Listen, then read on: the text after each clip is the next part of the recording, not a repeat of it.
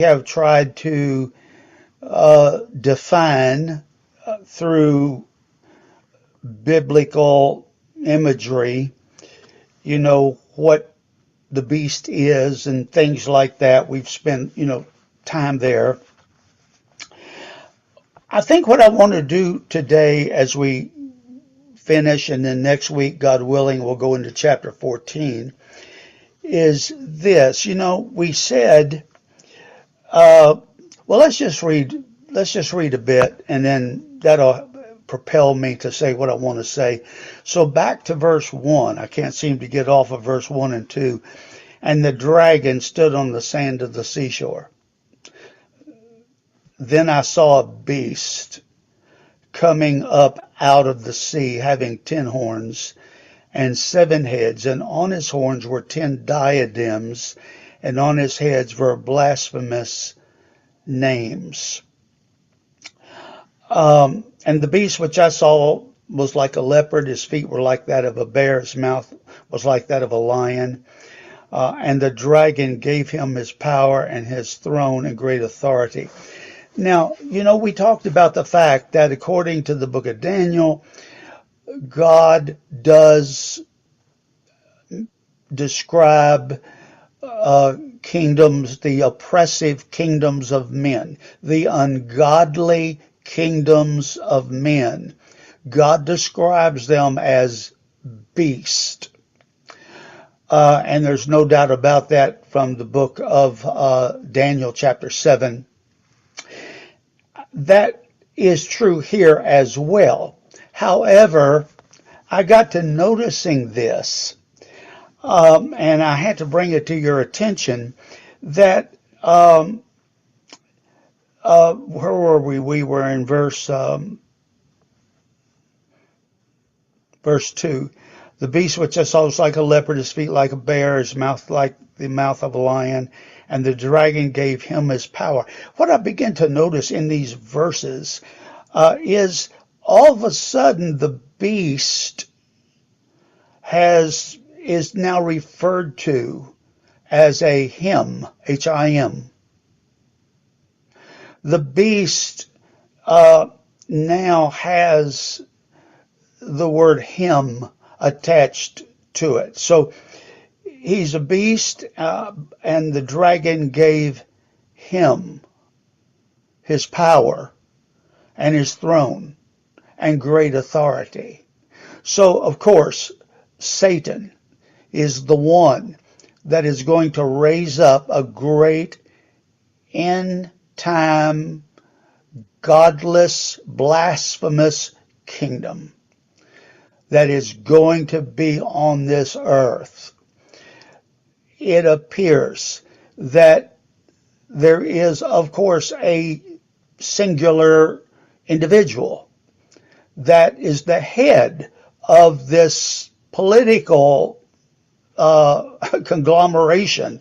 There is a single person, and this person is so blended with the terrible kingdom that he is raising up that it's hard to separate this terrible kingdom from the person himself that is leading this kingdom of darkness, this kingdom of blasphemy, this kingdom of rebellion against God. There is a person that is leading this darkness against God, and he is referred to in these verses with this this pronoun of him. So let's look at it. And verse 2, the dragon gave him his power and his throne and great authority. He gave him his power. So if the beast was just a political kingdom, I don't think the word him could be used there. So this has to refer to the individual who is the personification of what this beast is all about. let's go on. Verse 3, and I saw one of his heads as if it had been slain fatally, and his fatal wound was healed. And the whole earth marveled and followed after the beast. Well, we have the word his. I saw one of his heads, and as if it had been slain fatally, and his fatal wound was healed. And the healing of this fatal wound caused the whole world to marvel at the beast, both the kingdom of rebellion and blasphemy that's being talked about here, and the individual that is the personification of this kingdom of darkness and is leading it. He's obviously the leader of it. And so there's several, of course, different ways, as we have said, to look at things. But I didn't want to leave chapter 13 without putting this in the pot, as well as things that we've already said.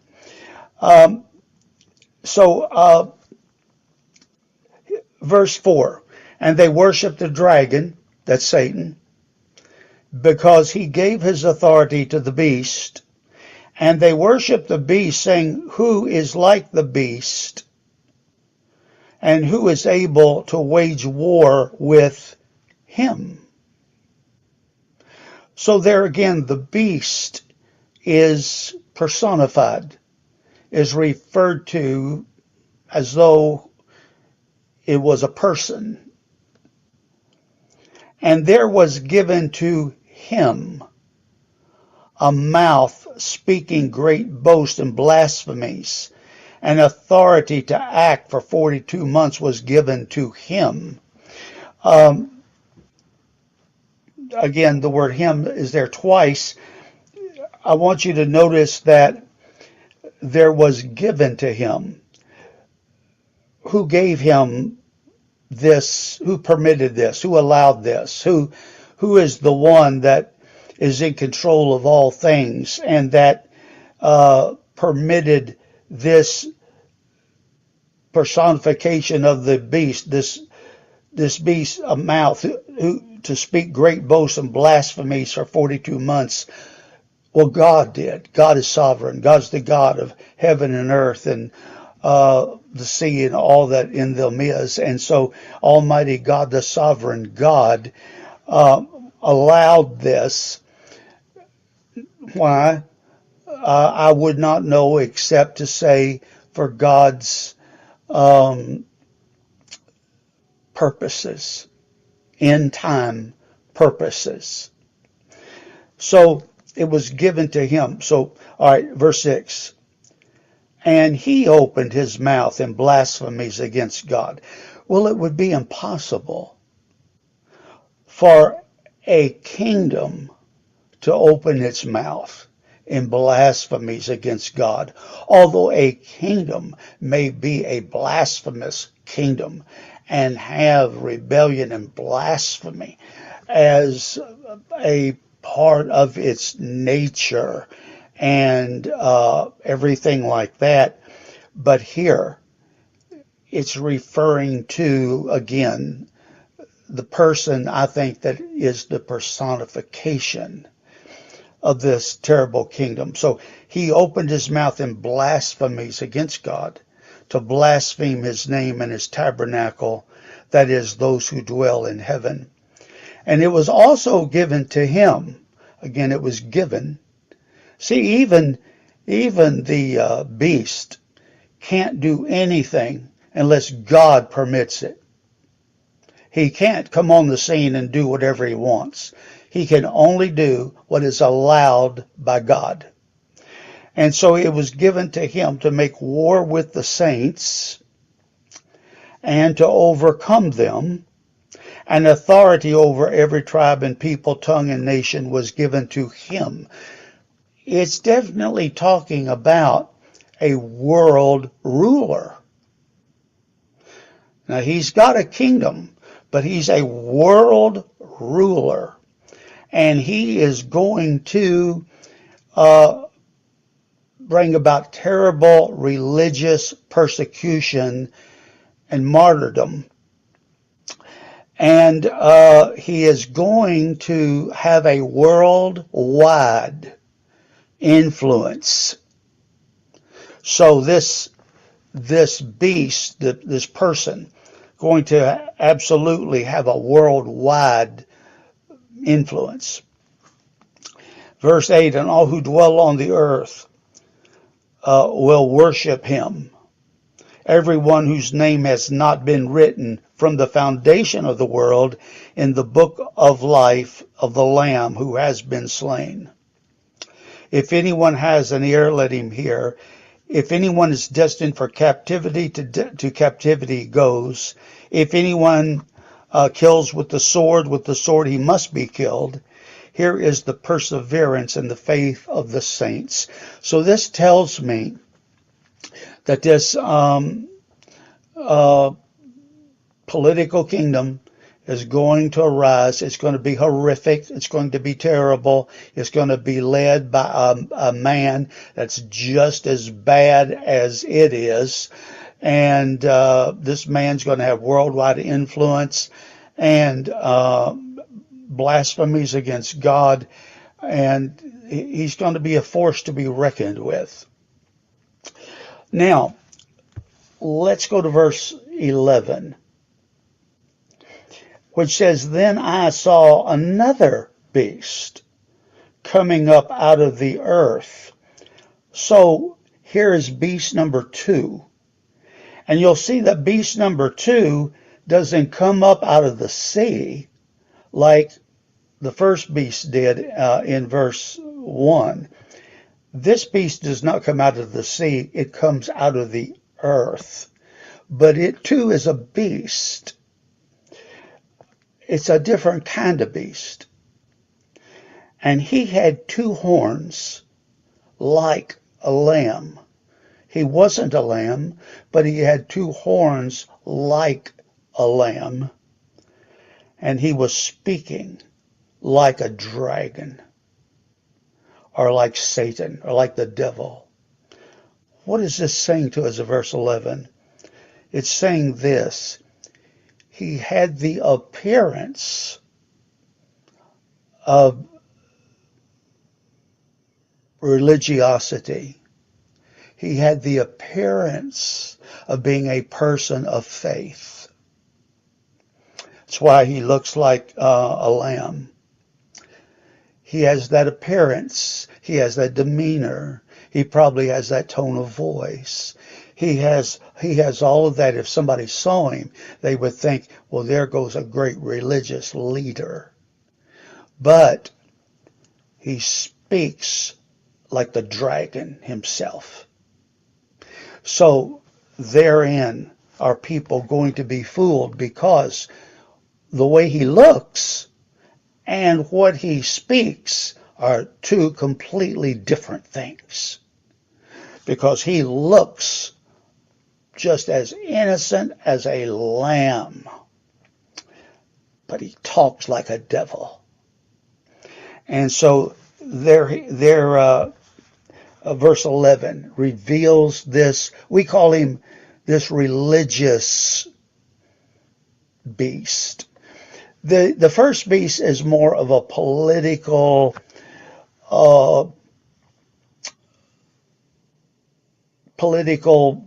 beast. The second beast is more like a religious beast. And verse 12, it says, he exercises all the authority of the first beast in his presence. And he makes the earth and those who dwell in it to worship the first beast, whose fatal wound was healed. So we have here the talk about the first beast and his wound being healed. There again, I don't think the way that it's worded here can possibly refer to a kingdom that used to be, and it's been healed and it's back. I don't think now it can possibly refer to that. I think it's got to refer to the human being that is leading all of this. So if that be the case, then this individual who is the personification of all the evil, he will be killed and he will come back to life. And when he comes back to life, the entire world will marvel and will say, who is like the beast? There's none like him. And so when his fatal wound is healed, that's what will cement his popularity with the entire world. That is what will gain the world's attention. And so verse 13, and he does great signs so that he even makes fire come down out of heaven to the earth in the presence of men. So this second beast is nothing to play around with. It's of a different nature, but it does the same destruction and the same deception.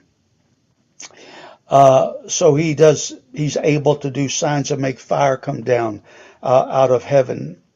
Verse 14, and he deceives those who dwell on the earth because of the signs which were given him to do in the presence of the beast, telling those who dwell on the earth to make an image to the beast, who had the wound of the sword and has come to life. Now, verse 14, the very last phrase, at least it's last in my translation here, that says to make an image to the beast who had the wound of the sword and has come to life. Well, we get a little more information, don't we? That the beast was killed in warfare, because the sword always refers to war in the Bible. And so obviously there is some type of war going on, and the beast gets killed in the war, but comes back to life in a way in which everybody can see it.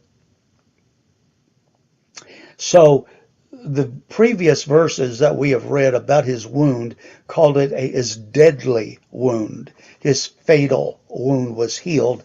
And now we get the information that the wound was caused by the sword, meaning, well, probably a literal sword, because that's how they conducted warfare, with swords back then. So probably a literal sword, but it happened in warfare. So now this religious beast, remember, I want to paint a picture of him for you. He stands tall and upright. He has a very pleasant look on his face. He looks like a great religious leader. He looks like somebody to be reverenced, somebody, that is just a powerful religious figure. But then when he talks, whatever comes out of his mouth, it's not the way he talks that makes him speak like a dragon. It's what he says. He speaks the words of the dragon. And remember, the dragon is Satan, and the dragon is the one that rose up, the beast out of the sea, and now has big connection to the beast out of the earth, a tremendous religious figure.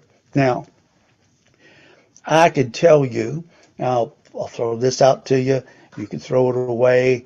You can do whatever you want to with it. The the early church fathers, meaning from 300 AD to onward, really, and really to the 20th century. Their understanding of this portion of Scripture was that this beast out of the earth with two horns like a lamb, spoke the mouth, but had the mouth of a dragon. They felt it was referring to the Pope. That is the most common interpretation of this back in those days. In fact, quite a few, like I say, from about 300 AD, 400 AD, on to the 20th, on to the 2000s, the 20th century, 1900s. If you read any commentary about this, you will find that it is, they thought, they didn't hesitate to say that authoritatively, that this was referring to the Pope. Well, you could see where they would get that from, that the Pope is a religious figure, that he is admired by the world, that he represents religion and humanitarianism and everything like that. But of course, everything the Pope says is not biblical. So you can see where they would get that idea. I'm not saying you have to have that idea. I'm just throwing it out there. It's up to you, however you study it and whatever God gives you about it. But that is exactly what they feel that will be. Now, verse 15 and to verse 18, and we'll be through. And it was given to him. Again, I cannot say too much about God's sovereign rule, that God never loses control, never. That whatever happens, it happens under God's sovereign will. So it was given to him, that is the beast out of the earth. No, I'm sorry. I'm not through with verse 14. I've got to do that. All right. So he causes fire to come down from heaven, and he deceives those who dwell on the earth because of the signs which were given to him to do in the presence of the first beast. Now here's the thing, telling those who dwell on the earth to make an image to the beast who had the wound of the sword and came back to life, meaning the first beast. So this religious beast is telling the whole world, construct an image, make an image of this. He won't say a beast, but we'll use the biblical terminology.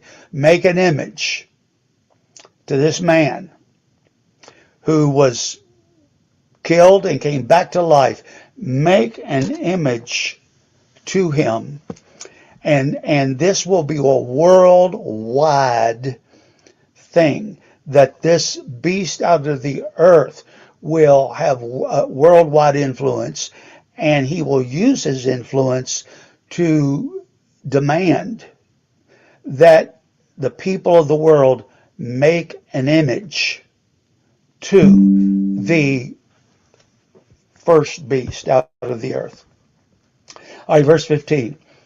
And it was given to him, that is the religious beast, to give breath to the image of the beast, so that the image of the beast could even speak, and cause as many as do not worship the image of the beast to be killed. Now, this is serious business now, because this religious beast has demanded the whole world to create this image, and has been able to make this image talk. So the whole world sees and hears this thing talking. And if you don't worship this image, you'll be put to death. You either bow down and worship this image or die. Which one is it? That's what the beast of the earth will say. Bow down and worship this image, or you will die. You will lose your life. Now, verse 16. And he causes all people, small and great, the rich and the poor, and the free men and the slaves, that they be given a mark on their right hand or on their forehead. It's very specific. A mark on your right hand or on your forehead. We've already seen that in the book of Revelation, because in chapter 7, the Jewish remnant, 144,000, they received a mark, the mark of God, either on their right hand or on their forehead.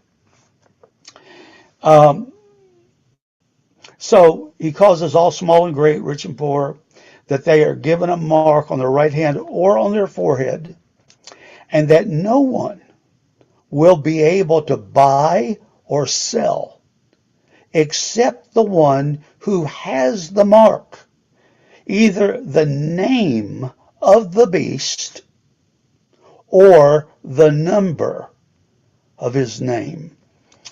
So now, this religious beast, not only does he construct this thing, and if you don't bow down to it, you're going to be killed, but also, if you don't receive the mark, there's a mark, a universal mark of your loyalty to the first beast out of the sea, a mark of belonging to, a mark of loyalty.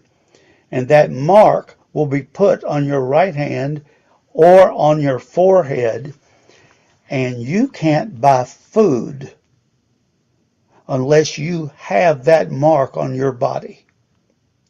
So if you go to the grocery store and you get groceries and you're checking out and you've got the money, but they say put your hand under this light so that it will show the mark. You put your hand under that effervescent light and it doesn't show the mark. They shine it on your forehead and there's nothing there. You're not getting that food.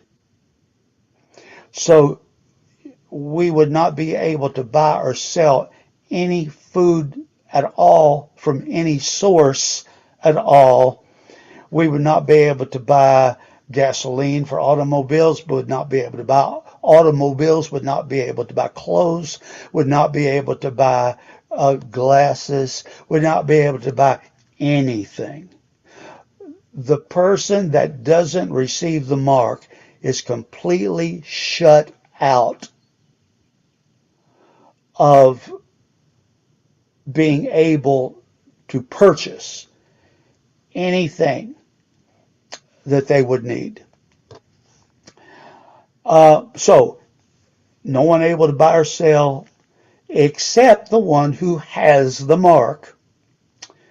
The mark here is described as either the name of the beast. I think that is referring to his personal name, the name of the beast, or the number of his name. Now, that's an odd statement to us, but back in John's day, they had a thing whereby they would calculate the number of every person's name. So they had a way to do that. Of course, they would use Greek, the Greek language. And so whatever a person's name was, each letter of the name had a numerical value. And so they would put the numerical value under each letter of the name, then total up the numbers, and the end result was the number. That was the number of their particular name. In John's day, Nero was the Roman emperor, and he was awful. He was a murderer and persecutor and Christian killer and everything. His name in Greek came out to 666. His name was calculated to be 666. But it says here, here is wisdom. Let him who has understanding calculate the number of the beast. For it is the number of man. Now there we have it stated. The beast, besides all that it is, the beast is a man leading this system. Okay. It's the number of a man. And his number is 666. So to be able to calculate, we would need to learn the method of calculation that was used right here in the first century. You can learn it. You can Google it. They've got it online how you can learn it, how you can learn to do it. In fact, each of our names on here, if we were to calculate, each of our names would have numerical value. It's just something that they did. It's nothing that we've ever done as English-speaking people. But the beast, this human being that had the deadly wound and was healed and all that, his name will, when calculated, will come out to be 666. But you know, there are probably a lot of names that will come out to be 666 or 323 or whatever. There's probably a lot of names that can be calculated and come out to these things. So, but this is important to remember that when you calculate his name using the method of the first century, not anything we've got today, because this was written to first century believers and to us, of course, but the setting was first century.